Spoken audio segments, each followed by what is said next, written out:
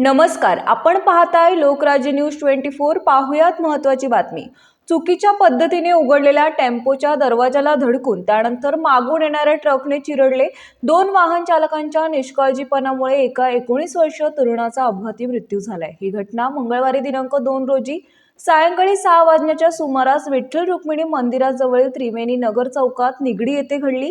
निलेश मॅनुजी प्रधान, वय वर्ष 32, राहणार राजनगर, ओटा scheme, Nigdi, Tata jeep tempo चालक आणि बाळासाहेब शंकरराव घोडके, वय वर्ष 45, राहणार देवभूमी चौक, निगडी, आयशर ट्रक चालक अशी अटक करण्यात आलेल्या चालकांची नावे आहेत। जलाल सलीम तांबोळी, वय वर्ष 42, राहणार मिलिंद नगर, सोमेश्वर मंदिराजवळ, निगडी यांनी बुधवारी दिनांक 3 रोजी याबाबत निगडी पोलीस ठाण्यात फिर्याद दिली आहे। पोलिसांनी दिलेल्या माहितीनुसार फिर्यादी यांचा पुतण्या जैद, वय वर्ष 19, हा मंगळवारी सायंकाळी 6 वाजण्याच्या सुमारास इलेक्ट्रिक मोपेडवरून चहा आणण्यासाठी चालला होता। तो मिलिंद नगर येथील सोमेश्वर मंदिरासमोर आला असता टाटा जीप चालक आरोपीने वाहतुकीच्या नियमांकडे दुर्लक्ष करून टेम्पोचा दरवाजा अचानक उघडला।